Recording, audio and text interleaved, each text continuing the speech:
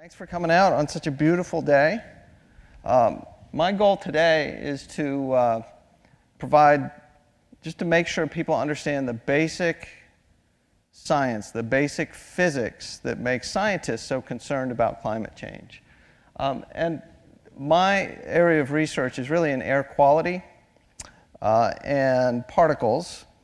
And I'm presenting material that's really the synthesis of the work of thousands or tens of thousands of scientists. And so you can think of my work as like one or two bricks, and I'm showing you a picture of the whole structure from far away, really the big picture view.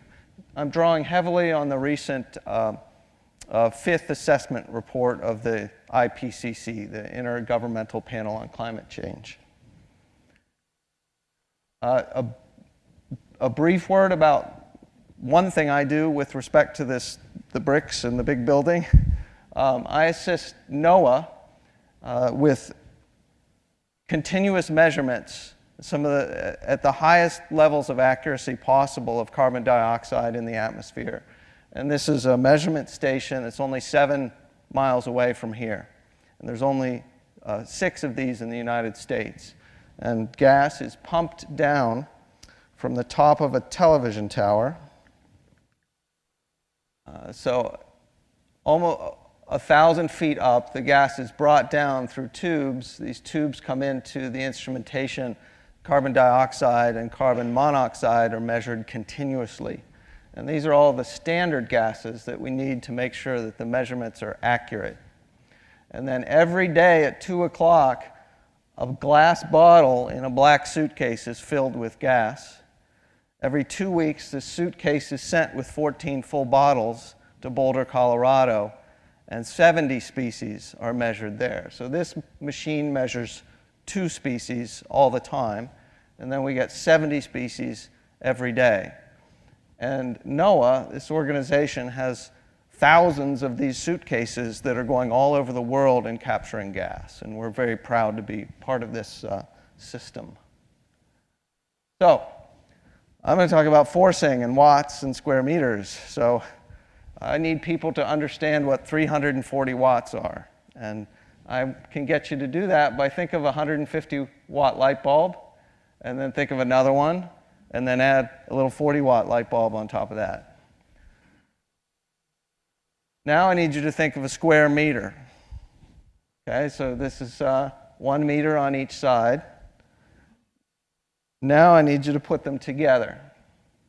So there's 340 watts per square meter. That is the energy coming from the sun at the top of the atmosphere. And that energy drives the entire climate, weather, biosphere system. So we're going to think about 3 model Earths. One with no atmosphere, so 340 watts per square meter coming into the Earth. Some of that's going to be reflected by bright surfaces like ice and sand.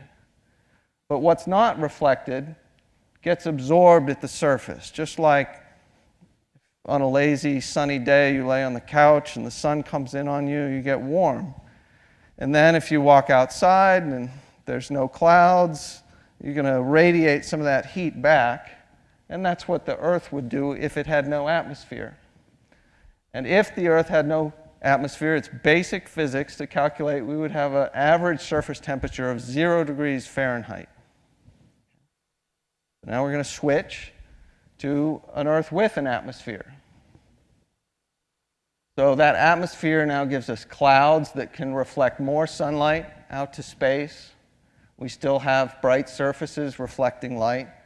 And some of the incoming sunlight can interact with the atmosphere. But the main thing this atmosphere does is it gives us all this complicated energy transfer over here. And whereas all the energy went back to space before, now only some of the energy can make it straight out to space. A lot of the energy interacts with the atmosphere on its way out. And that gives us a much warmer surface, so an average surface temperature of 59 degrees. So if you need a visual, Here's Earth, no atmosphere. Here's Earth with an atmosphere. I think the blanket is a better metaphor than the greenhouse. Okay? So now I've been describing the pre-industrial atmosphere. Now we're going to switch to the modern industrial atmosphere. And basically what's happened is we've added greenhouse gases that have reduced the ability of this energy to get out on the first pass. So instead of 40 watts making it out easily, we've cut that to 37. And that trapped energy intensifies all of these processes and raises the surface temperature a little bit. So here's the industrial atmosphere, 2 blankets, right? So this is the greenhouse effect. It happens on Earth, and our greenhouse effect is about 59 degrees. On a planet with a thicker atmosphere like Venus, the greenhouse effect is stronger. It's over 900 degrees. And on a planet with a thinner atmosphere, Mars, the greenhouse effect is only about 11 degrees. So we're here today because we're concerned that we're going to move from this greenhouse effect to a little bit stronger greenhouse effect. So now I can talk about climate forcings. So there are 2 strong natural forcings that we have to take into account when we think about climate. One is changes in solar radiation, and the other is the injection of volcanic aerosols into the atmosphere, which, as Vicki described, can change the energy budget and cloud formation. And then we have our main man-made forcing, which is these greenhouse gases. So carbon dioxide, which is mainly from burning of fossil fuels, so coal, oil, natural gas. Methane, which is mainly from livestock and also from natural gas extraction. And nitrous oxide, which has mainly natural sources, but there's important man-made sources. The largest of those is agricultural practices using nitrogen fertilizers in subtropical and tropical soils. Okay? So big increases in these gases. So CO2, 42% increase since 1750. Methane, 157% increase. Nitrous oxide, 25% increase. And carbon dioxide, as Dan said, is currently at levels higher than at any time in the last 800,000 years. We're at 400 parts per million now, and we're easily on our way to 500 or 600 or 900 parts per million given current energy practices throughout the world. So just to sum up this idea of greenhouse gas and the forcing, so if this is the greenhouse gas effect in watts per square meter, right? And what's coming in from the sun is 342. The greenhouse effect in the pre-industrial atmosphere is around 155. If we add in solar variability, that doesn't change that too much. If we add in our current levels of CO2, that's a slight increase in the greenhouse effect. And this error bar is the IPCC's uncertainty on that. If we add in all the forcings, methane, cloud processes, aerosols, etc., we get a little bit more and a little bit higher uncertainty. And then this is the range of scenarios predicted for 2100.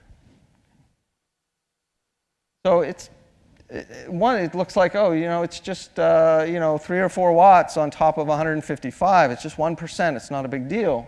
But here's the range of natural variability. And so we're over that now. Use this one. I've worn out my pointer here. Whoops. So we're over that now, and we're predicted to go well over that in the future. The forcings are currently higher than at any time in the last 20,000 years. And the rate of change of temperature is at least 4 times faster and probably much faster than at any time in the last 20,000 years. So I only have one slide on observed climate change. And this is, I downloaded this data, it's a single table from NASA, because I wanted it in degrees Fahrenheit, not centigrade. So I did the conversion. And that if you pull something off the internet, it's usually not completely current. This goes to March 2014. Okay, and so this is since 1880, the temperature anomaly, which is the difference in temperatures at individual stations, all averaged together. And so this is from a low of negative 0.6 to a high of about 1. So this is about 1.6 degrees Fahrenheit warming over this 130-year time frame. So now I want to briefly talk about computer models used for global climate simulations and how they're the underpinning of our knowledge about that it's human-induced climate change, not natural. So these computer simulations are large representations involving little boxes. And in each of those little boxes, we try to resolve radiation processes, ice, cloud, atmospheric gas and chemistry, and aerosol processes, as well as ocean circulation, ocean temperatures, and energy transfer between all of these different media. So if you've ever played SimCity or Civilization, it's like a serious version of this using much bigger computers and larger sets of equations. And over the years, they've gotten more refined. This is the representation of the surface of Europe, northern Europe, in these models. And so initially, computers were the limiting factor, and so people used 500-kilometer grid boxes. And you couldn't even see England, right? And now, in 2007, we're down to 110-kilometer or smaller grid boxes. And so the physical features of the Earth and mountain effects and individual seas and water bodies can be resolved now. And if I have time, I'll come back to one of these videos which are explain in more detail what these climate models are. But here's the key result from the IPCC report. It's a little bit complicated figure, but these are a whole bunch of these large climate simulation results with only the natural forcings in them. So starting in 1860 and going to 2010 and using volcanic forcings and solar variability forcings, all the spaghetti, right, are individual model runs. And then the red and blue lines are the median, the average or the median of these model runs. Right? And the black is the observed average temperature anomaly on the Earth. Right? And they don't agree. Right? Models with only these two forcings don't predict warming since 1950. Because these forcings haven't changed much since 1950. If instead you run these simulations with all the known forcings, including the human forcings of CO2, methane, and N2O, we get a much better agreement between this ensemble of models and the observations. And this is really the main reason why scientific certainty about the human-caused greenhouse effect is strong. And then this provides some confidence that going forward we should pay attention to what these models are saying about what it's going to look like in 2050 or 2100 or 2200 or 2500. So I will stop there. I think it would be helpful. It's 3.5 minutes.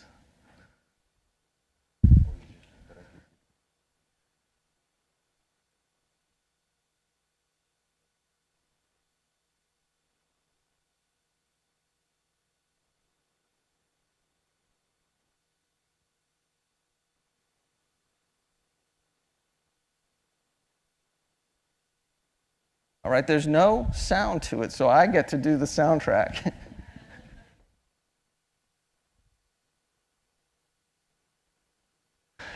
So basically, this is an animation put together to try to explain what a GCM, a global climate model, is. And so you take the Earth, you cut it up into boxes, and you write a bunch of equations for each box.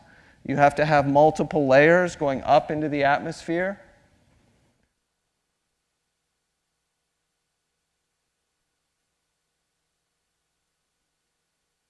Then inside the atmospheric layers, you try to simulate cloud processes. At the surface, you simulate the hydrologic cycle, forest, grassland, energy and water vapor transfer between the atmosphere and the ocean, precipitation, the whole hydrologic cycle. Changes in land cover, CO2 emissions, formation of particles downwind from areas.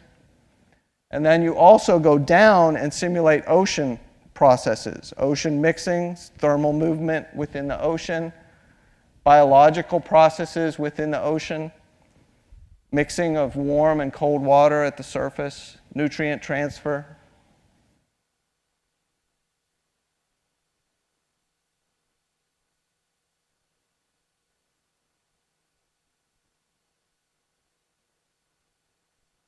So now it's showing all these equations and all this data being unwrapped and put in ones and zeros and fed into a massive cluster computing system.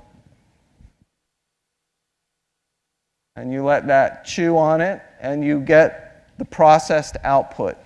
And this is what goes into our publications. All these representations of what's going on in the Earth system. So, for example, these are warm and cold ocean currents, clouds. And you start this run in 1880 or 1800 or wherever you can, and continue it to as far as you can and say, this is what we know about the Earth system. These are fine-scale cloud features, or probably water vapor, sorry.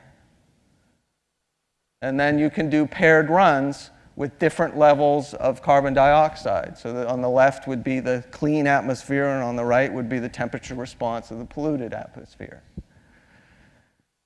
And you are resolving changes in the biosphere, both on the seasonal and the decadal scale.